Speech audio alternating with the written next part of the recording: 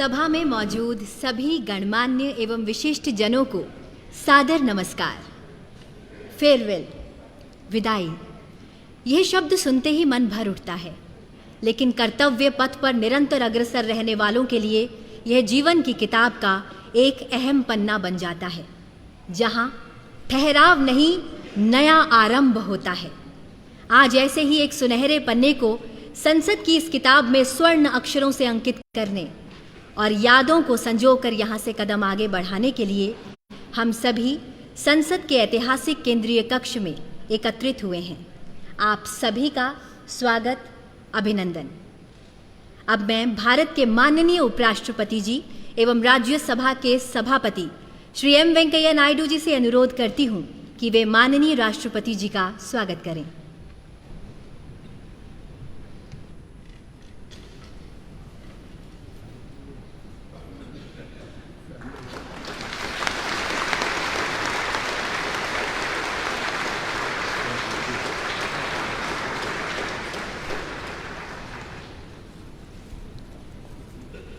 धन्यवाद माननीय उपराष्ट्रपति जी। अब मैं अनुरोध करती हूँ माननीय लोकसभा अध्यक्ष श्री ओम बिरला जी से कि वे माननीय राष्ट्रपति जी का अभिनंदन करें।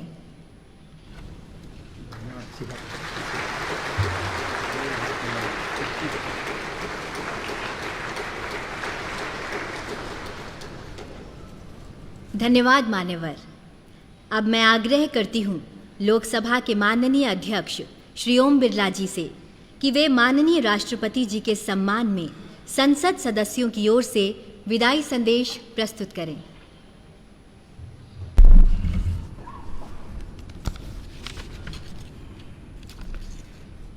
माननीय राष्ट्रपति जी, माननीय उपराष्ट्रपति जी, माननीय प्रधानमंत्री जी, माननीय मंत्रीगण, संसद के दोनों सदनों के माननीय सदस्यगण, अतिथिगण, माननीय राष्ट्रपति जी के प्रति हम सबके भावों की अभिव्यक्ति करने वाला एक सम्मान पत्र मैं अब आपके समक्ष पढ़ना चाहता हूँ। माननीय राष्ट्रपति महोदय श्री रामनाथ कोविंद जी, भारत की संसद के दोनों सदनों के सदस्यों के लिए आज गर्व का अवसर है कि जब वे राष्ट्र की ओर से आपके प्रति कृतज्ञता, सम्मान, श्रद्धा और साधुवाद व्यक्त करने के लिए एकत्रित हुए हैं। भारत गणराज्य के राष्ट्रपति के रूप में 5 वर्ष के कार्यकाल के दौरान आपने इस सर्वोच्च पद की गरिमा और शालीनता को नव उत्कर्ष प्रदान किया है। इसके लिए हम सब हृदय से आपका आभार प्रकट करते हैं।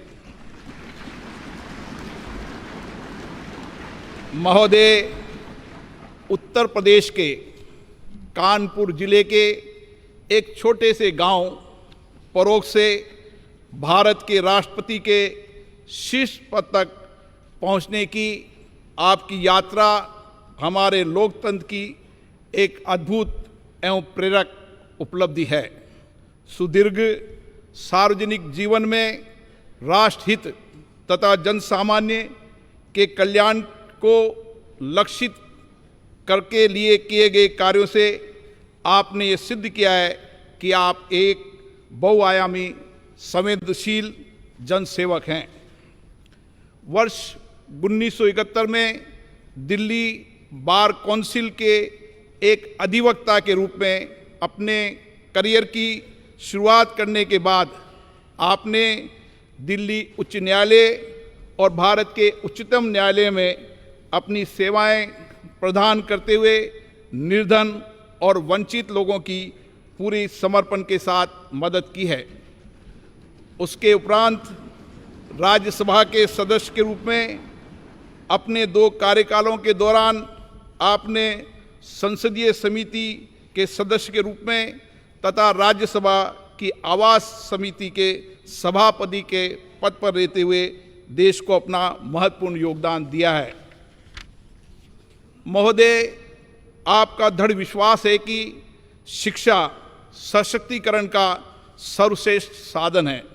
इसी भावना से संसद सदस्य के रूप में आपने ग्रामीण क्षेत्र में शिक्षा के प्रसार के साथ साथ उच्च शिक्षा के क्षेत्र में बुनियादी सुविधाएं उपलब्ध कराने और उनकी गुणवत्ता बढ़ाने पर बल दिया है। आपने राष्ट्र निर्माण में महिलाओं की अधिक से अधिक भागीदारी और समाज के वंचित वर्गों, विशेष रूप से दिव्यांगों और अनाश्रितों के लिए अधिक अवसरों के सृजन के लिए आपने निरंतर प्रयास किए हैं। जनहित के महत्वपूर्ण मुद्दों के लिए आपकी अटूट प्रतिबद्धता लोक सेवा के प्रति आपके समर्पण का प्रमाण है। महोदय, वर्ष 2015 में बिहार के महामहिम राज्यपाल के पद पर आसीन होने के बाद आपने संवैधानिक मूल्यों को संरक्षित रखते हुए शांतिपूर्ण तरीकों से और संवाद के माध्यम से अनेक मुद्दों का समाधान किया, जिसके लिए एक स्वर से आपकी सराहना की गई। कुलाधिपति के रूप में अपने राज्य के विश्वविद्यालयों के क्रियाकलापों के सुधार के लिए निरंतर प्रयास किए गए। इसके अतिरिक्त आपने कुलपतियों की नियुक्ति में पारदर्शिता लाने एवं विश्वविद्यालयों के बेहतर विनियमन के लिए एक न्यायिक आयोग का भी गठन किया। महोदय, जब आपको वर्ष 2017 में भारत गणराज्य के 14वें राष्ट्रपति के रूप में भारत के राष्ट्राध्यक्ष का दायित्व मिला, तो आपने अपने पद की अपेक्षाओं एवं चुनौतियों को गरिमा एवं विनम्रता से स्वीकारते हुए पदभार को ग्रहण किया। आपके विनम्र स्वभाव तथा कार्यशैली ने हम सभी सांसदों के मन में एक विशिष्ट स्थान बनाया है। संसद में दिए गए आपके अभिभाषण, आपकी दूरदर्शिता देश के समक्ष उपस्थित राजनीतिक एवं सामाजिक विषयों की गहरी समझ एवं उनके समाधान हेतु आपकी स्पष्ट सोच को प्रदर्शित करते हैं। आपके अभिभाषण ने सभी दलों के लोगों को समान रूप से प्रेरित किया है और उनके दायित्वों के प्रति भी जागृत किया है। यही कारण है कि आपको सभी दलों के नेताओं का पूर्ण सहयोग मिला है तथा हम सब आपको संवैधानिक मूल्यों एवं आदर्शों के संरक्षक के रूप में देखते हैं।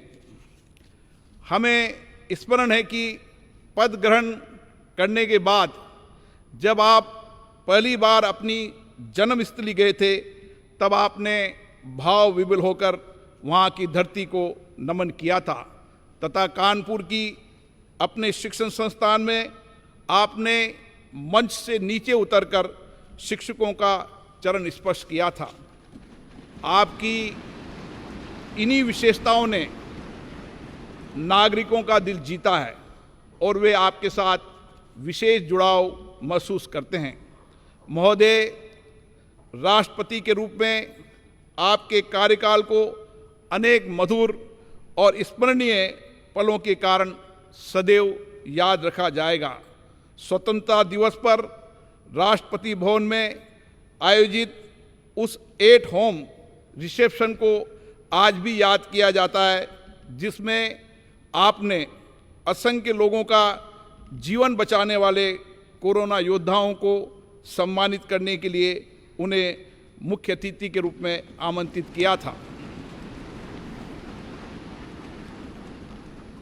भारतीय सेना के सुप्रीम कमांडर के रूप में मई 2018 में सियाचिन में सबसे ऊंचाई पर स्थित युद्ध क्षेत्र कुमार पोस्ट में तैनात सैनिकों से आपकी ऐतिहासिक मुलाकात पीएम केयर्स निधि में एक माह के वेतन का दान करने का आपका अनुकरणीय योगदान, कोविड-19 के विरुद्ध संघर्ष के दौरान अधिक धनराशि उपलब्ध कराने के लिए मित्रता के उपायों के साथ 1 वर्ष के लिए अपने वेतन के 30% भाग का परित्याग करना, ऐसे कई उदाहरण हैं जो देश की सामूहिक चेतना में स्थायी रूप से अंकित रहेंगे। भारतीय संविधान के सिद्धांतों का अक्षरशः पालन, राजनीति निष्पक्षता के लिए आपकी प्रतिबद्धता और राष्ट्रपति भवन को आम नागरिकों के लिए सुलभ बनाने जैसे आपके अनुकरणीय कार्य आने वाली पीढ़ियों को सदैव प्रेरित करते रहेंगे। महोदय, आज जब राष्ट्र अपनी स्वतंत्रता के 75वें वर्ष में है, हमारा सौभाग्य है कि हम आपके दूरदर्शी एवं अनुभवी मार्गदर्शन में अमृतकाल में प्रवेश कर रहे हैं। आप राष्ट्रपिता महात्मा गांधी, बाबा साहेब अम्बेडकर, श्यामा प्रसाद मुखर्जी व पंडित दीनदयाल उपाध्याय जैसे महान नेताओं से प्रेरित रहें। आपकी सरलता, विनम्रता तथा परहित को स्वहित से अधिक महत्व देने के स्वभाव से ये स्पष्ट है कि आपने इन महापुरुषों के विचारों और शिक्षाओं को अपने जीवन में अनुसरण किया है। हमें पूर्ण विश्वास है आपके विचार तथा आपका व्यक्तित्व वर्तमान के साथ भावी पीढ़ी के लिए भी प्रेरणा स्रोत बने रहेंगे। हम आपके स्वस्थ जीवन और दीर्घायु होने की कामना करते हैं। जय हिंद।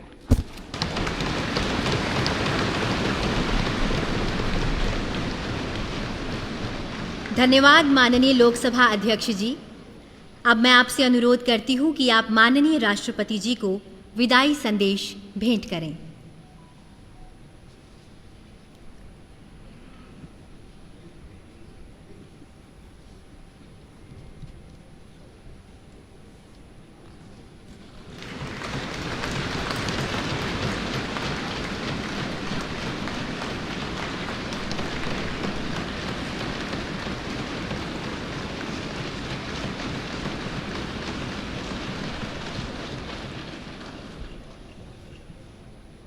धन्यवाद मान्यवर। अब मैं अनुरोध करती हूँ माननीय उपराष्ट्रपति एवं राज्यसभा के सभापति श्री एम वेंकैया नायडू जी और लोकसभा अध्यक्ष श्री ओम बिरला जी से कि आप दोनों संयुक्त रूप से माननीय राष्ट्रपति जी को स्मृति चिन्ह भेंट करें।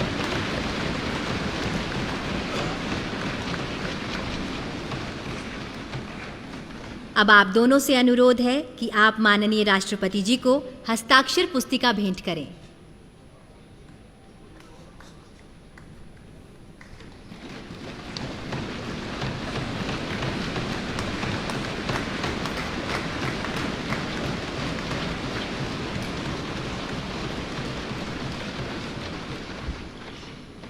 सादर धन्यवाद। अब मैं विनम्र निवेदन करती हूँ माननीय राष्ट्रपति जी से कि वे विशिष्ट जनों की सभा को संबोधित करें और हम सभी का मार्ग प्रशस्त करें।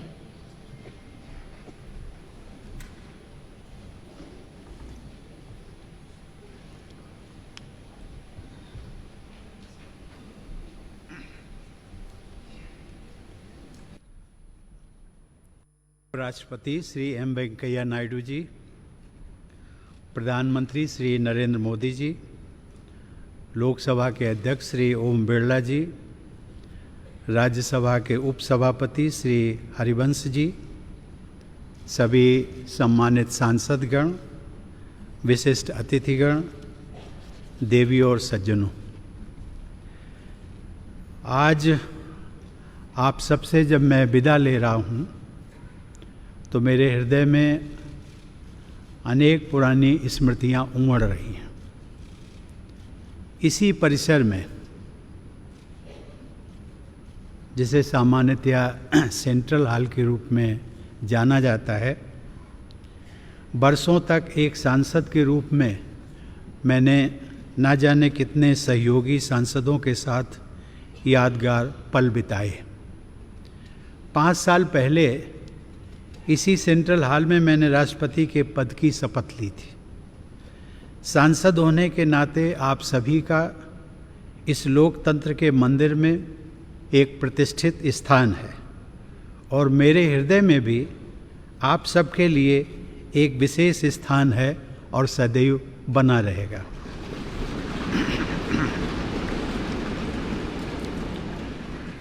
आप सबके लिए यह विशेष गौरव की बात है कि आप सब भारत की जनता के निर्वाचित प्रतिनिधि हैं। भारत की जनता ने आप सबके माध्यम से मुझे राष्ट्रपति के रूप में चुनकर देश की सेवा करने का अवसर प्रदान किया। इसके लिए मैं देशवासियों का सदैव आभारी रहूँगा। सर्वशक्तिमान ईश्वर की कृपा से जिस दायित्व को निभाने का अवसर मुझे प्राप्त हुआ, उसका निर्वहन आप सभी के सहयोग के बिना संभव नहीं था। इसके लिए मैं आप सबका भी आभार व्यक्त करता हूँ। अपने कार्यकाल के दौरान मैंने अपनी पूरी क्षमता से अपने कर्तव्यों का निर्वहन करने का प्रयास किया है। आप सब ने मेरे प्रति जिस अटूट विश्वास का परिचय दिया, उसके बल पर मैं अपने कर्तव्यों को भली भांति निभा सका। मेरे सभी पूर्ववर्ती राष्ट्रपति मेरे लिए प्रेरणा का स्रोत रहे हैं। माननीय सदस्यगण, राष्ट्रपति और सांसदगण उसी विकास पथ के सहयात्री हैं जो हमारे देश को प्रगति की उच्चतर उपलब्धियों की ओर ले जा रहा है। इस पथ को प्रशस्त करने वाली महान विभूतियों ने हमारे संविधान की रचना करके हमारी लोकतांत्रिक व्यवस्था की नींव रखी। यद्यपि संविधान सभा के सदस्यों को ही हमारे संविधान की रचना का श्रेय जाता है, लेकिन वह ऐतिहासिक कार्य उन्होंने भारत के लोगों के प्रतिनिधि के रूप में किया था। इसीलिए हमारा संविधान हम भारत के लोगों द्वारा अंगीकृत, अधिनियमित और आत्मार्पित किया गया। भारत के लोग ही अपने प्रतिनिधियों अर्थात आप सभी माननीय सांसदों के माध्यम से अपने गणतंत्र की यात्रा का मार्गदर्शन करते हैं। इसीलिए संसद को लोगों के तंत्र यानी लोकतंत्र का मंदिर भी कहा जाता है। देवी और सज्जनों, हमारे संविधान के अनुच्छेद 79 के अनुसार संघ के लिए एक संसद होती है जो राष्ट्रपति और दोनों सदनों से मिलकर बनती है। इस संवैधानिक प्रावधान के अनुरूप अपनी भावना का समावेश करते हुए मैं राष्ट्रपति को संसदीय परिवार के अभिन्न अंग के रूप में देखता हूँ। जैसा कि किसी भी परिवार में होता है, संसद में भी कभी कभी मतभेद होते रहते हैं। आगे का रास्ता कैसे तय करना है, इस विषय पर विभिन्न दलों के विचार अलग अलग हो सकते हैं, लेकिन हम सब संसद रूपी परिवार के सदस्य हैं जिनकी सर्वोच्च प्राथमिकता है राष्ट्र रूपी विशाल संयुक्त परिवार के हित में निरंतर कार्य करते रहना। राजनीतिक प्रक्रियाएं राजनीतिक दलों के अपने तंत्रों के माध्यम से संचालित होती हैं, लेकिन पार्टियों को दलगत राजनीति से ऊपर उठना चाहिए और राष्ट्र सर्वोपरि की भावना से यह विचार करना चाहिए कि देशवासियों के विकास और कल्याण के लिए कौन कौन से कार्य आवश्यक हैं।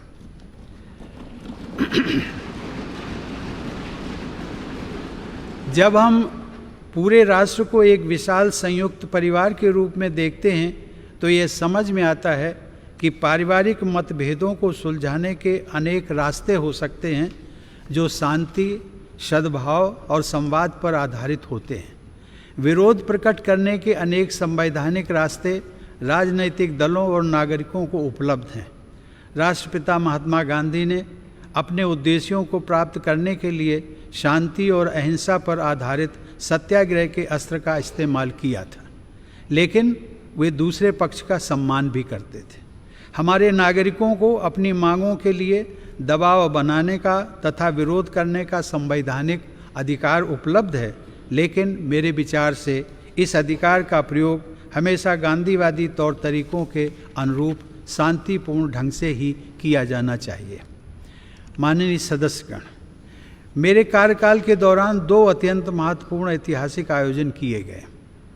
राष्ट्रपिता महात्मा गांधी की 150वीं जयंती के उपलक्ष्य में अनेक यादगार समारोह पूरे देश में आयोजित किए गए। इस संदर्भ में मैं स्वच्छ भारत अभियान की परिवर्तनकारी उपलब्धियों का उल्लेख करना चाहूँगा। यह कहा जा सकता है कि स्वच्छता का यह राष्ट्रीय अभियान सरकार और देशवासियों की ओर से महात्मा गांधी के प्रति सच्ची श्रद्धांजलि रहा है। दूसरे ऐतिहासिक आयोजन के रूप में भारत की स्वाधीनता के 75 वर्ष पूरे होने के उपलक्ष्य में देशवासियों द्वारा आज़ादी का अमृत महोत्सव उत्साहपूर्वक मनाया जा रहा है। मैं इन दोनों ऐतिहासिक अवसरों से जुड़े अत्यंत प्रभावशाली आयोजनों के लिए देश की जनता व सरकार को बधाई देता हूँ। इन कार्यक्रमों में युवाओं से लेकर वयोवृद्ध नागरिकों तक सभी के द्वारा समान उत्साह के साथ भागीदारी और देश के गौरवशाली इतिहास से उनके जुड़ाव को देखकर मुझे हार्दिक प्रसन्नता हुई है। माननीय सदस्यगण, वर्ष 2020 में देखते देखते हमारी दुनिया बदल गई। लगभग 100 साल बाद एक वैश्विक महामारी ने मानवता को झकझोर कर रख दिया। कोविड-19 की त्रासदी के दुष्परिणामों से पूरी दुनिया अब तक जूझ रही है।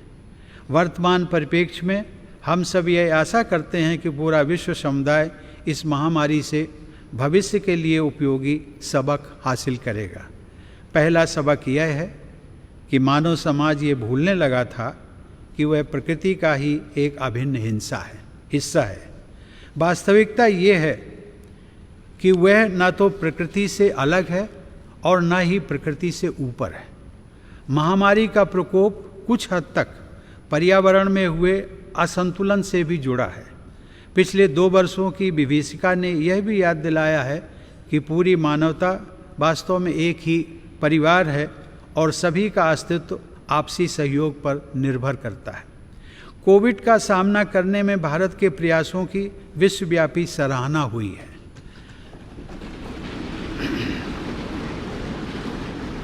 सबके प्रयास से हमने केवल 18 महीने में ही 200 करोड़ वैक्सीन लगाने का लक्ष्य प्राप्त किया है।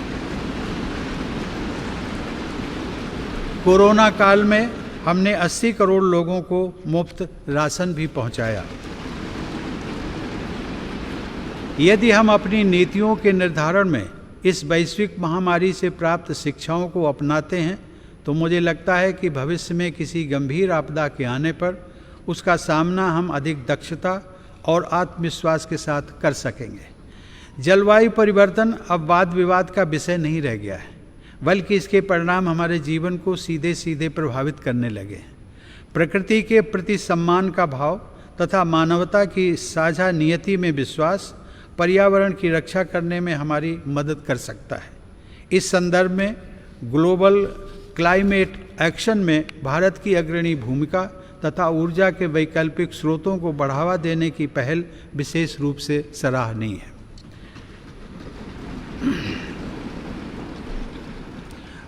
माननीय सदस्यगण, जब मैं जनसेवक के रूप में अपने और सरकार के प्रयासों के बारे में सोचता हूँ तथा अपनी पूरी पीढ़ी की ओर से विचार करता हूँ तो हमें यह स्वीकार करना पड़ता है कि समाज के हाशिए पर जीवन यापन करने वाले लोगों के जीवन स्तर को बेहतर बनाने के लिए हालांकि बहुत कुछ किया गया है, लेकिन अभी भी बहुत कुछ किया जाना बाकी है।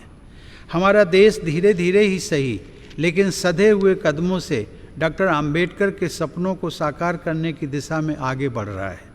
मैं मिट्टी से बने एक कच्चे घर में पला बढ़ा हूँ, लेकिन अब ऐसे बच्चों की संख्या बहुत कम हो गई है जिन्हें आज भी उन कच्चे घरों में रहना पड़ता है जिनमें छत से पानी टपकता हो। आज बड़ी तादाद में हमारे गरीब भाई बहनों के पास भी पक्के घर हैं। यह बदलाव काफ़ी हद तक सरकार के विशेष प्रयासों से संभव हो सका है। अब हमारी बहुत सी बेटियों और बहनों को पीने का पानी लाने के लिए मीलों पैदल नहीं चलना पड़ता है, क्योंकि हमारा प्रयास है कि हर घर नल से जल पहुँचे। हमने घर घर में टॉयलेट्स भी बनवाए हैं, जो एक स्वच्छ और स्वस्थ भारत के निर्माण की नींव डाल रहे हैं। सूर्यास्त के बाद लालटेन या दिया जलाने की यादें भी पुरानी हो रही हैं, क्योंकि लगभग सभी गांव तक बिजली का उजाला पहुंच गया है। जैसे जैसे हमारे देशवासियों की बुनियादी ज़रूरतें पूरी हो रही हैं, उनकी आकांक्षाओं में भी बदलाव आ रहा है। इस बदलाव का बड़ा रोचक एहसास पिछले महीने ही मैंने अपनी वृंदावन यात्रा के दौरान देखा, जब वहाँ एक वृद्धा आश्रम में रहने वाली एक महिला ने मुझसे हेलीकॉप्टर की सवारी कराने का अनुरोध किया। आज सामान्य देशवासियों के सपनों को उड़ान मिल रही है। यह बदलाव भेदभाव रहित सुशासन द्वारा ही संभव हो सका है। सामान्य जन के जीवन को बेहतर बनाने वाली ये समावेशी प्रगति बाबा साहब आम्बेडकर की परिकल्पना के सर्वथा अनुरूप है। महिलाओं में सशक्तिकरण की भावना को निरंतर मजबूत होते देखकर मुझे विशेष संतोष का अनुभव होता है। यह सशक्तिकरण युवा पीढ़ी की हमारी बेटियों को और आगे बढ़ा रहा है। मैंने जितने दीक्षांत समारोहों में भाग लिया है, उनमें से अधिकांश संस्थानों में मैंने देखा है कि बेटियों का प्रदर्शन लड़कों से बेहतर रहा है। मुझे विश्वास है कि राष्ट्रीय शिक्षा नीति 2020 इस बदलाव को और तेज़ी से आगे बढ़ाएगी। मेरा मानना है कि आने वाले वर्षों में महिला सशक्तिकरण से हमारा समाज और अधिक मजबूत होगा। स्त्री पुरुष के बीच समानता के इस अभियान का प्रभाव अन्य क्षेत्रों में हो रही प्रगति में भी परिलक्षित होता है। माननीय सदस्यगण, अपनी बात समाप्त करने से पहले मैं राष्ट्रपति पद के लिए नवनिर्वाचित श्रीमती द्रौपदी मुर्मू को हार्दिक बधाई और शुभकामनाएं देता हूँ।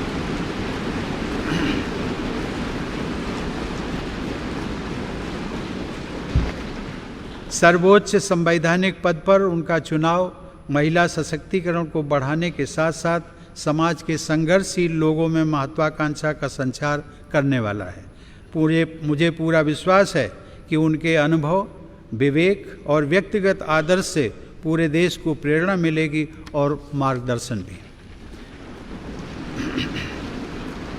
मैं एक बार फिर आप सभी के प्रति कृतज्ञता व्यक्त करता हूँ।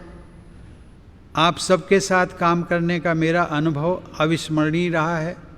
आप सबने संसद के अंदर और बाहर देश की जनता के हित से जुड़े अनेक कार्य किए हैं। इसके लिए मैं आप सबको साधुवाद देता हूँ।